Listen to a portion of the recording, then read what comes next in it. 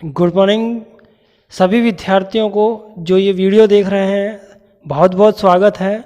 आधुनिक भारत का इतिहास बीए पार्ट थर्ड ईयर, आधुनिक भारत का इतिहास बीए पार्ट थर्ड ईयर और टॉपिक रहने वाला है बच्चों। आज हम बात करेंगे लॉर्ड कॉर्नवालिस। आज हम लॉर्ड कॉर्नवालिस की प्रशासनिक व्यवस्था के बारे में बात करेंगे। लॉर्ड कॉर्नवालिस की प्रशासनिक व्यवस्था में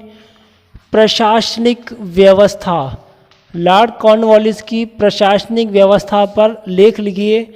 या लॉर्ड कॉर्नवालिस का स्थायी बंदोबस्त क्या था, उसका विस्तार से वर्णन कीजिए। लॉर्ड कॉर्नवालिस का स्थायी बंदोबस्त, यहाँ स्थायी बंदोबस्त क्या होता है, स्थायी बंदोबस्त की विशेषताएं क्या होती है, स्थायी बंदोबस्त भारत में कब और किसने लागू किया था, स्थायी बंदोबस्त के कौन कौन से प्रॉफिट होते हैं और कौन कौन से इसके लॉस होते हैं, इन चीज़ों को हम आपके सामने रूबरू कर रहे हैं। यहाँ स्थायी बंदोबस्त को भारत में लाने की ऐसी क्या ज़रूरत हो गई थी बच्चों। यहाँ लॉर्ड कॉर्नवालिस जो गवर्नर हैं, और गवर्नर इससे पहले क्या सिस्टम था, और उस सिस्टम में ऐसी क्या कमी थी जिस वजह से लॉर्ड कॉर्नवालिस ने वो दोनों जो पहले वाले सिस्टम को समाप्त करके और भारत के अंदर एक नया सिस्टम बना दिया था, और यही नया सिस्टम स्थायी बंदोबस्त कहलाता है। तो पहला वाला सिस्टम क्या होता है, और पहले वाले सिस्टम में ऐसी कौन सी कमियां होती हैं जिस वजह से भारत में एक नया स्थायी बंदोबस्त आ जाता है।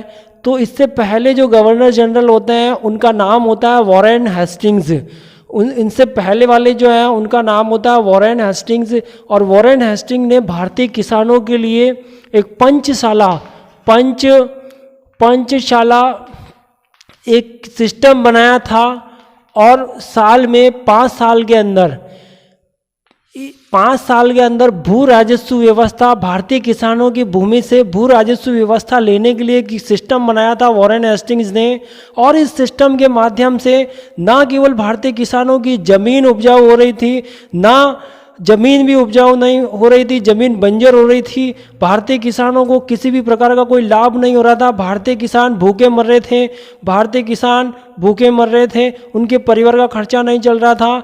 और इस तरह भारतीय किसानों को और भारतीय ईस्ट इंडिया कंपनी को जब कोई किसी प्रकार का लाभ नहीं हो रहा है बच्चों, कोई किसी प्रकार का लाभ नहीं हो रहा है, तो ऐसे सिस्टम का क्या करें, ऐसे सिस्टम का क्या करोगे। और इस कॉर्नवालिस ने कहा कि जब तुम इस प्रकार का सिस्टम बना दिया तुमने, जिसमें किसी प्रकार का ईस्ट इंडिया कंपनी को प्रॉफिट नहीं हो रहा है, ईस्ट इंडिया कंपनी के कर्मचारियों को प्रॉफिट नहीं हो रहा है, यहाँ तक कि जो ईस्ट इंडिया कंपनी ने ये व्यवस्था किसानों के लिए और ईस्ट इंडिया कंपनी के फायदे के लिए ये व्यवस्था स्थापित की गई थी।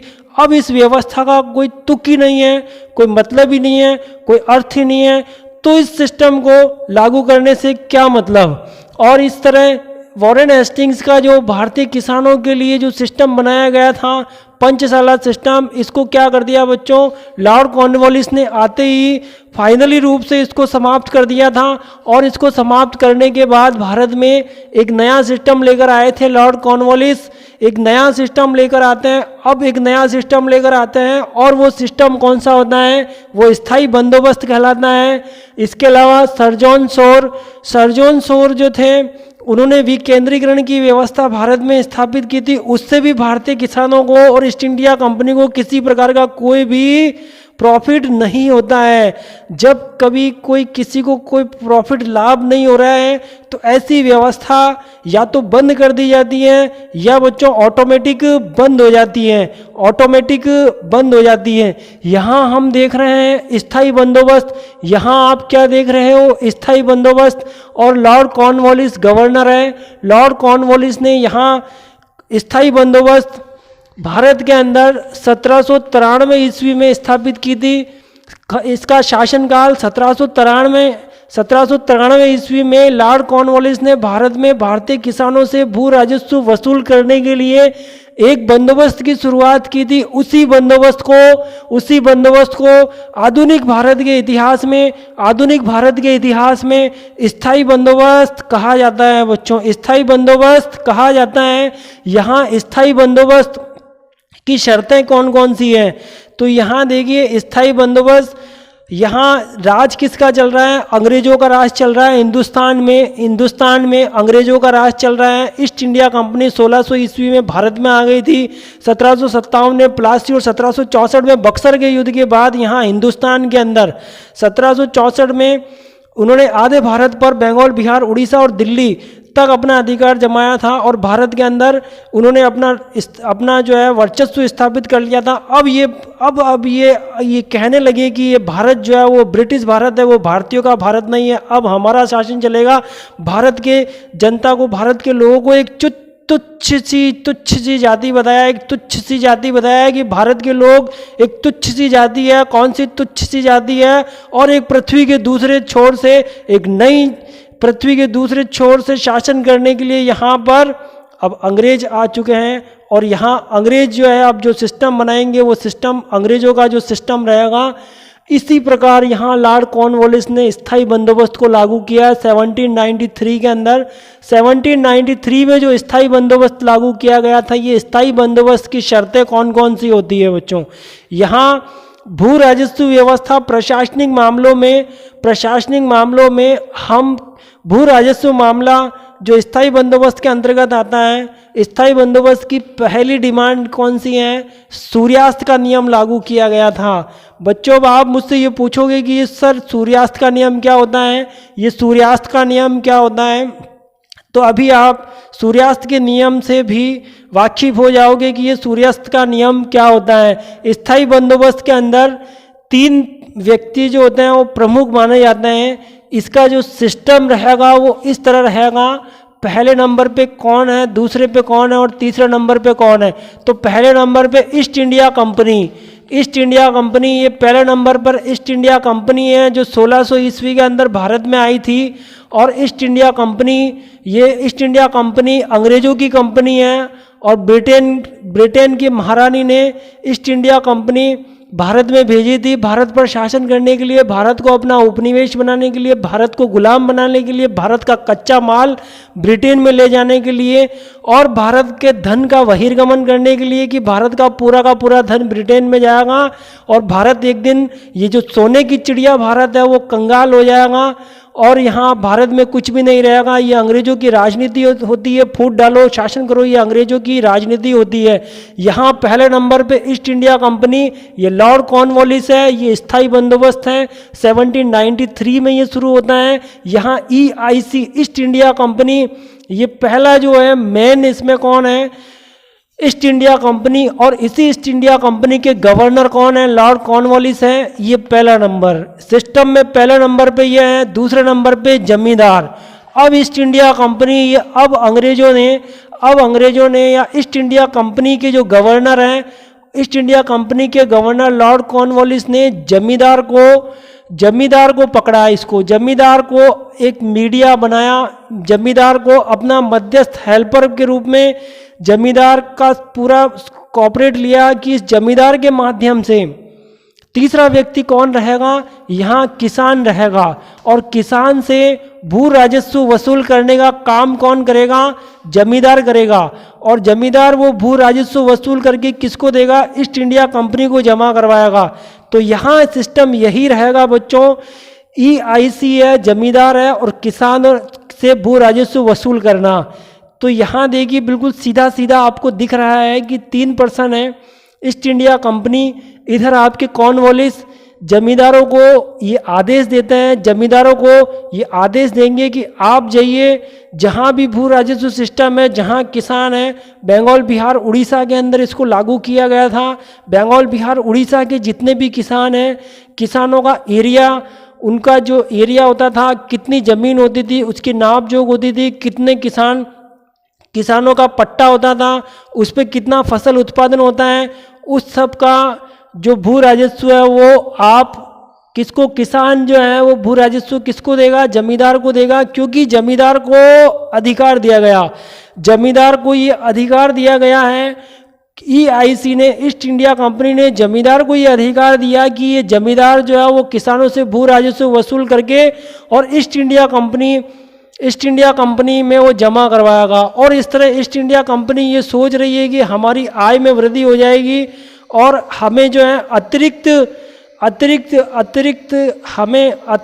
कर्मचारी नहीं लगाने पड़ेंगे, और अतिरिक्त कर्मचारी नहीं लगाने पड़ेंगे तो उनको वेतन भी नहीं देना पड़ेगा। और इस तरह से इन्होंने शॉर्टकट में ही जमींदार के माध्यम से किसानों के द्वारा भू राजस्व वसूल करने की नीति चलाई थी। इसी सिस्टम को बच्चों, इसी व्यवस्था को जो लॉर्ड कॉर्नवालिस ने भारत में भारतीय किसानों से भू राजस्व वसूल करने जो आय का जो सिस्टम था कि हमें आय प्राप्त होगी, वो सिस्टम स्थायी बंदोबस्त कहलाता है। ये भारत के बंगाल, बिहार, उड़ीसा में लागू होता है। बंगाल, बिहार, उड़ीसा में, पूर्वी भारत में इसको लागू किया जाता है। और इसमें 3 जो होते हैं, ईस्ट इंडिया कंपनी, जमींदार और किसान से भू राजस्व वसूल करना। अब यहाँ स्थायी बंदोबस्त के अंदर हम ये इसमें शर्त जो होती है, अभी मैंने आपको बताया था बच्चों, सूर्यास्त का नियम क्या होता है। सूर्यास्त का नियम, अब आप इस चीज़ को समझ पाओगे कि सूर्यास्त का नियम क्या होता है। तो यहाँ देखिए, सूर्यास्त का नियम यह होता है कि हम ये सोच रहे हैं बच्चों, या आप ये सोच रहे हो कि यहाँ ईस्ट इंडिया कंपनी है, ईस्ट इंडिया कंपनी के हितैषी जमींदार हैं और जमींदार भू राजस्व वसूल करेगा किसानों से, लेकिन यहाँ कोई किसी का हितैषी नहीं होता है। अब इस चीज़ को आप इस माध्यम से समझिए। यहाँ ये माध्यम, यहाँ ये देखिए माध्यम क्या है। यहाँ अंग्रेज हैं, यहाँ कौन है, अंग्रेज हैं, और अंग्रेजों ने जमींदारों को ये स्पष्ट रूप से ये आदेश दिया है कि अगर तुम समय, जब सुबह सूर्य उदय होता है और शाम को सूर्य अस्त होने से पहले अगर तुम जो है किसानों से भू राजस्व लेकर, किसानों से जो जितनी भी फसल का उत्पादन हुआ, जितनी फसल बेची गई, उसका जो उत्पादन का भू राजस्व यानी रुपए लेकर तुम अगर हमारे पास में नहीं पहुंच पाओगे तो तुम्हें सबसे पहले जमींदारी से हटाया जाएगा। सबसे पहला काम क्या किया जाएगा, तुम्हें जमींदारी से हटा दिया जाएगा। तुम्हारी जमींदारी छीन ली जाएगी, तुम्हारे मकान को छीन लिया जाएगा, तुम्हारी संपत्ति को छीन लिया जाएगा, तुम्हें बेघर कर दिया जाएगा। कहाँ के हितैषी, कौन हितैषी? यहाँ ये जमींदार जो थे वो अंग्रेजों के कोई किसी प्रकार के हितैषी, कैसे हितैषी? यहाँ दोहरी राजनीति चल रही है बच्चों, दोहरी राजनीति चल रही है। देखिए यहाँ पे ईस्ट इंडिया कंपनी है और यहाँ ये जमींदार है। यहाँ जमींदार को, एक तरफ जमींदारों को कहते हैं कि आप हमारे मित्र हो, और दूसरी तरफ जमींदारों को कहते हैं कि अगर आप समय समय पे सूर्यास्त के नियम के अनुसार, अगर सूर्यास्त तक अगर आपने किसानों से भू राजस्व वसूल करके और ईस्ट इंडिया कंपनी में नहीं जमा करवाया तो आपके मकान को छीन लिया जाएगा, आपकी संपत्ति को छीन लिया जाएगा, आपको बेघर कर दिया जाएगा। जो दुर्दशा किसानों की होती है उससे भी बुरी दुर्दशा आपकी हो सकती है। और इस तरह ये जमींदार जो था, जमींदार दोहरी राजनीति में रिस्क ले रहा था, और इसी रिस्क से जमींदार किसानों से भू राजस्व वसूल करता था और भू राजस्व वसूल करके ईस्ट इंडिया कंपनी को सौंप देता था। तो यहाँ सूर्यास्त का नियम यही होता है बच्चों, यहाँ सूर्यास्त का नियम यही होता है, पहला नंबर, दूसरा नंबर। अब यहाँ सूर्यास्त के नियम के बाद हम ये देखेंगे तीसरी शर्त, स्थायी बंदोबस्त के अंदर।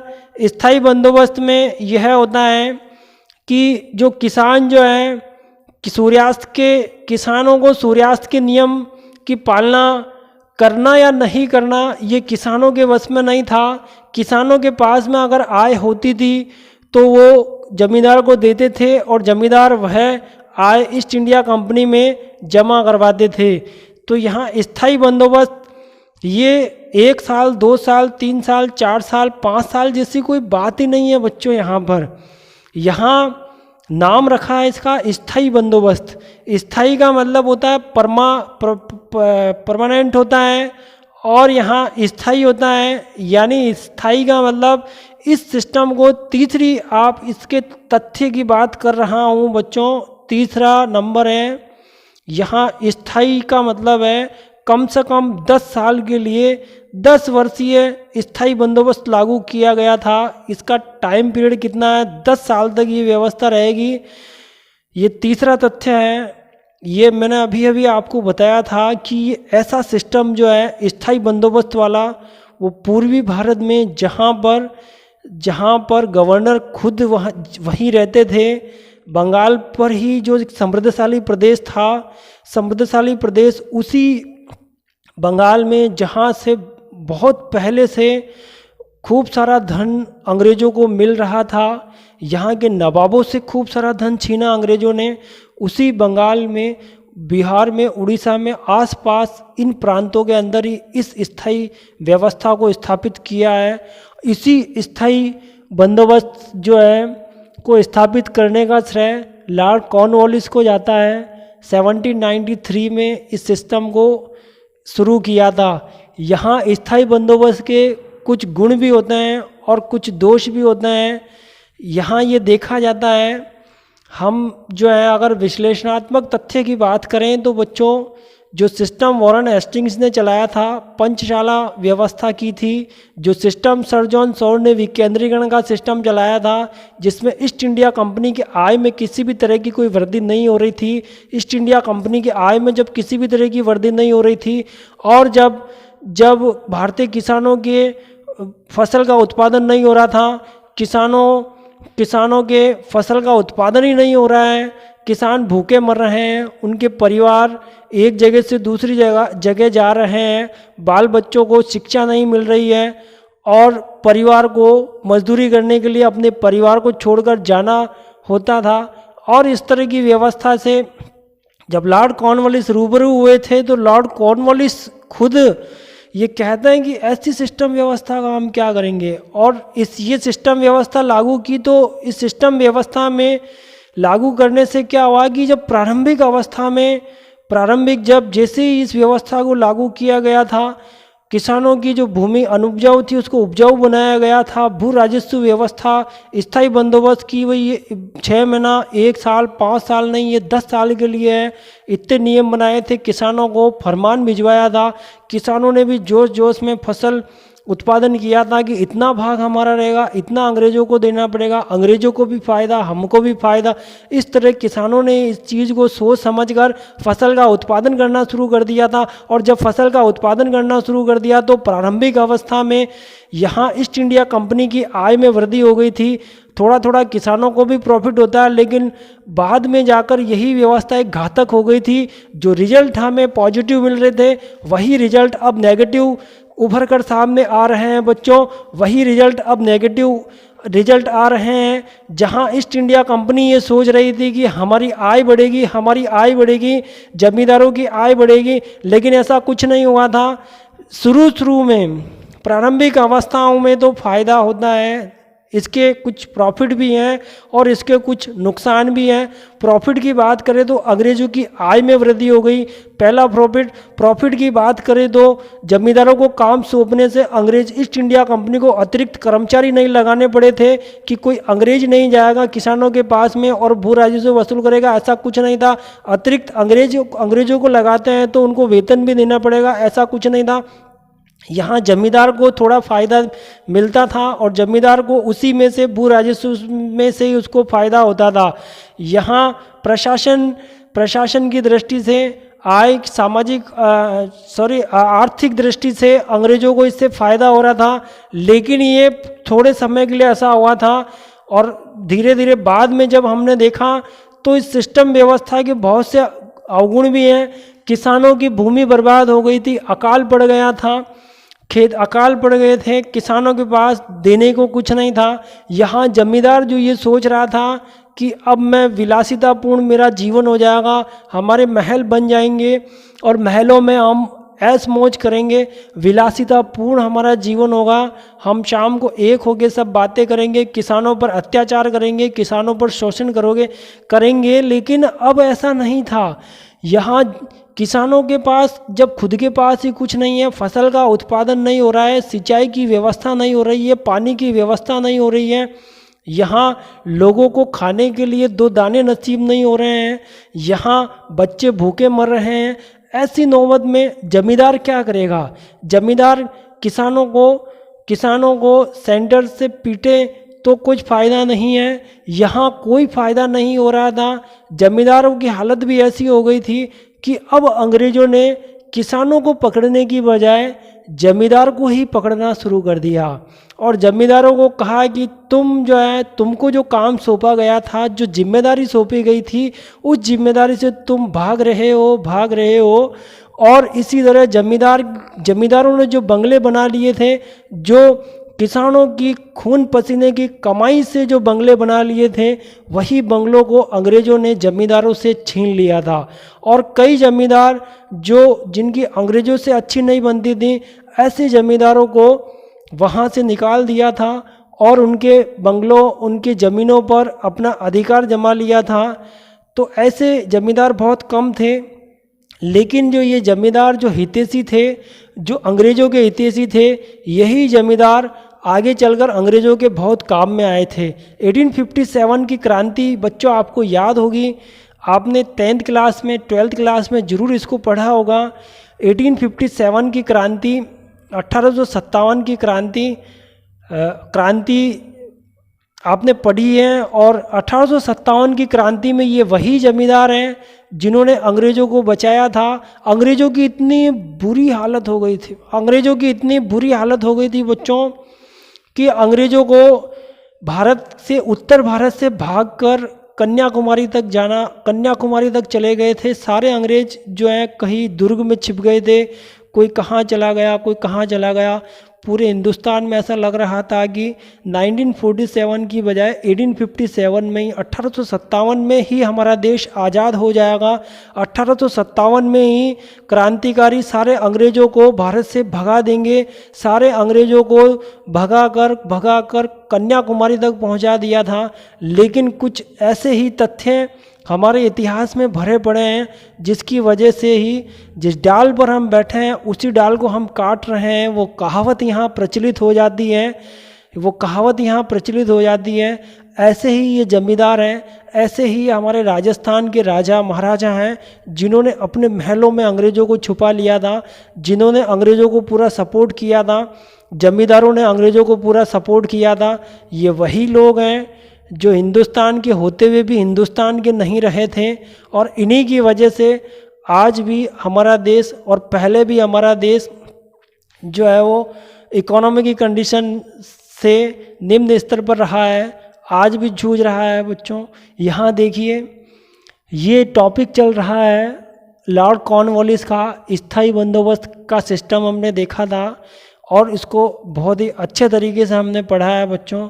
और आप लोग जो अच्छे तरीके से वीडियो ध्यान से देख रहे हैं, इसलिए आप सभी को वीडियो देखने के लिए बहुत बहुत स्वागत है। और आप वीडियो देखते रहें, अपने नॉलेज को बढ़ाते रहिए। Okay, thank you.